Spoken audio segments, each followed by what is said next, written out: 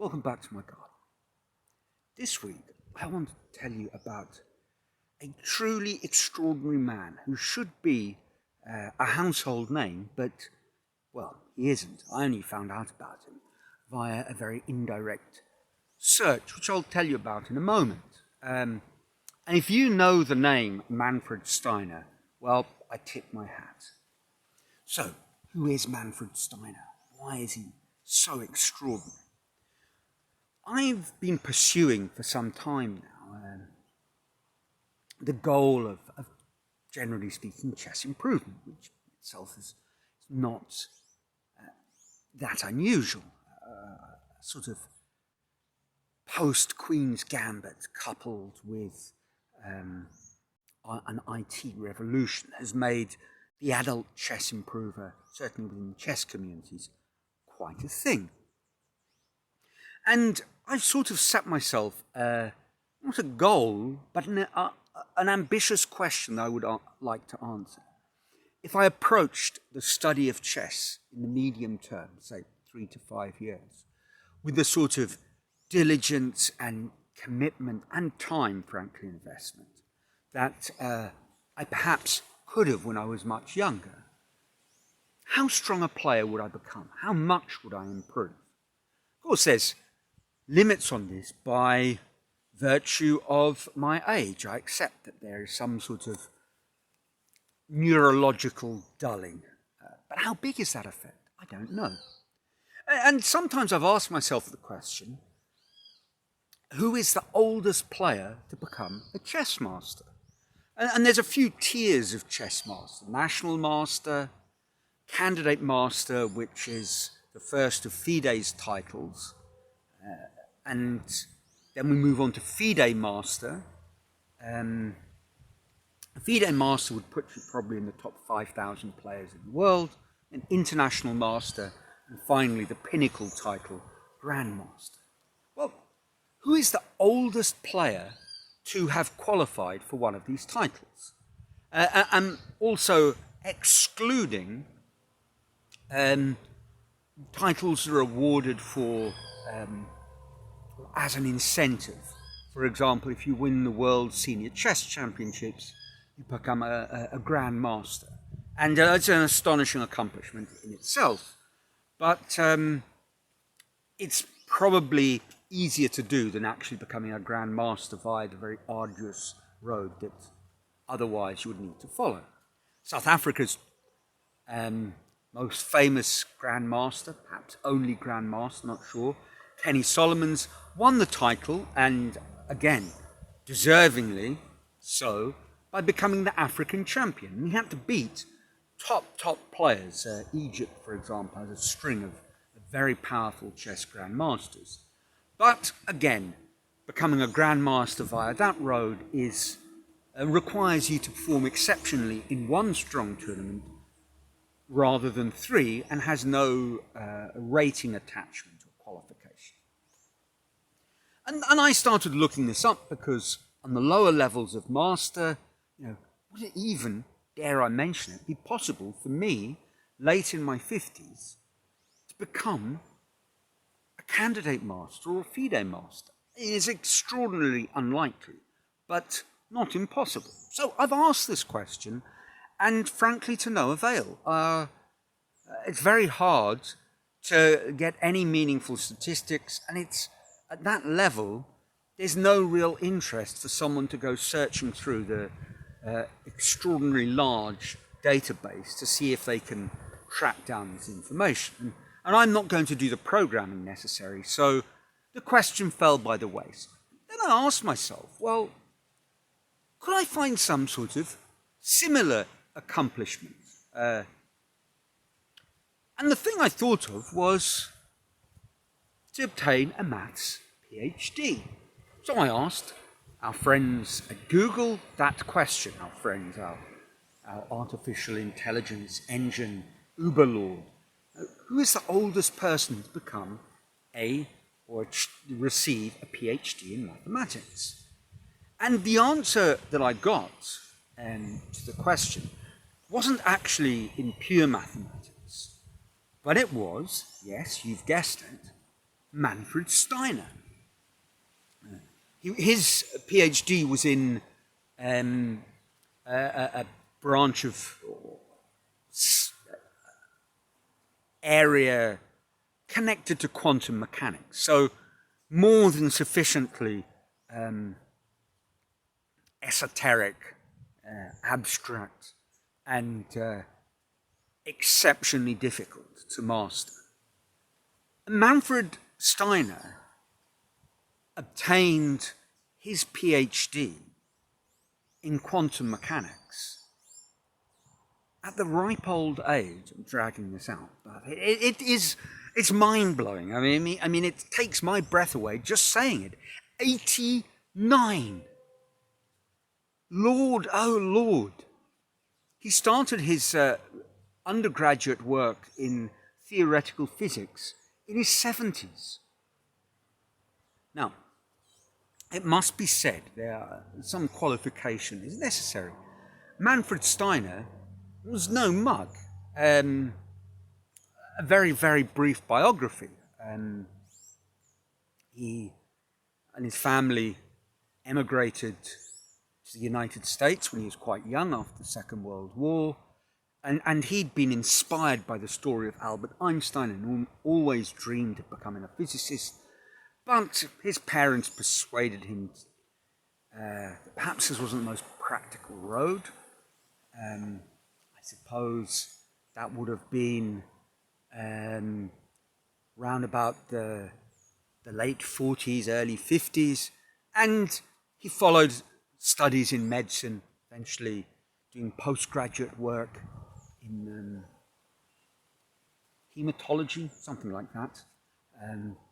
Something of an academic, very well respected, had a long and illustrious career, and eventually retired and decided he was going to commit himself to studying physics, because it was the thing that he'd always dreamed of, his overwhelming childhood passion. And he had time on his hands, his 70s.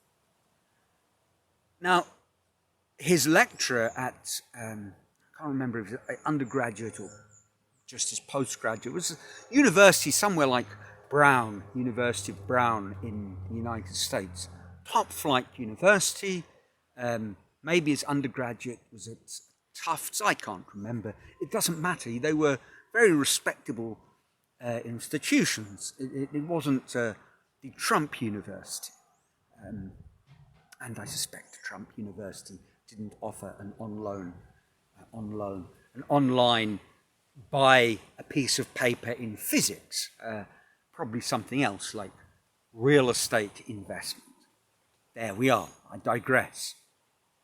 So he started his undergraduate study, and his lecturers thought, this is absurd. He's really, really going to struggle. But after a while, they noticed just how committed he was, how hard he was working. And indeed, as time unfolded and he started moving towards the sort of postgraduate end of his studies, his eventual supervisor made the observation, look, he's published more papers than I have. The things that really lead to success in that postgraduate area are, as well as ability and whatever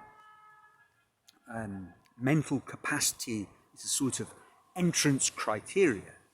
Above and beyond all of that, it's about persistence and ingenuity. It's about the research process.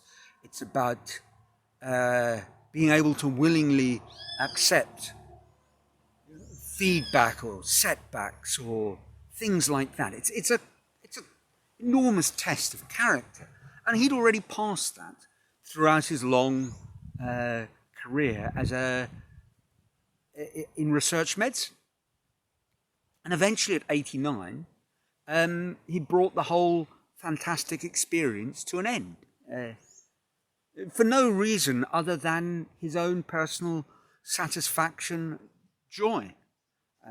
If ever there was a journey of self-actualization, that, my friends, is it. And if ever I was looking for someone who would be a spur for us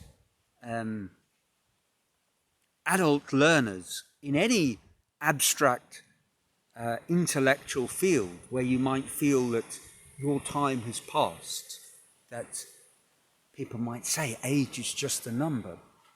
But even so, surely it's a thing, and it's a big thing, and it's a problem.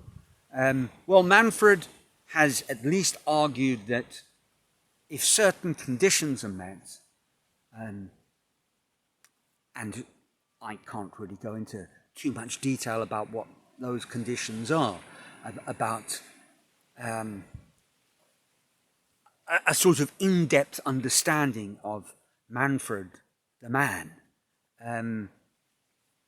because it was a very short piece that I read on the internet. But all the same, it's not an impossibility. Of that, logically speaking, we can be certain. Incredibly, as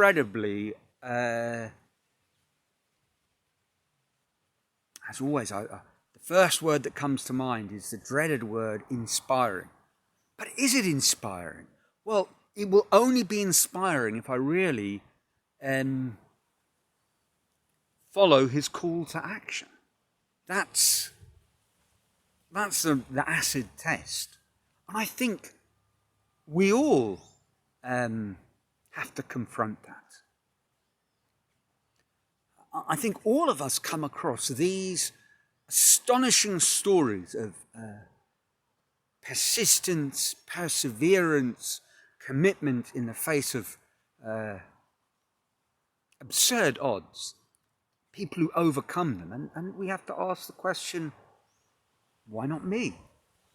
And the easiest answer is a yes, but, and that's the point. That's the very first hurdle that we need to overcome. So I came across that story, and I just thought, if ever there was something that was worth sharing, that is it. And I looked at the photograph. It wasn't a video. I looked at the photograph of Manfred. He just looks like such a profoundly at peace with himself sort of man. I keep on saying Manfred man, but, well, I like my music, so I suppose it's almost a deeply carved neural pathway in my mind.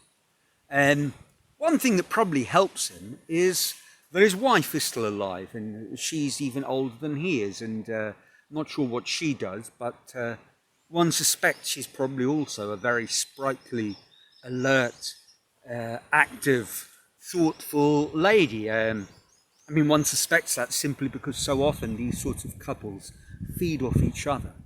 And I thought this was a wonderful story to share as I scratched around in search of content for episode 199. Next week will need to be something a little bit more about the channel, because episode 200 is a milestone worth celebrating, and I think I'll sift through and see what springs to mind. But that's next week. Until then,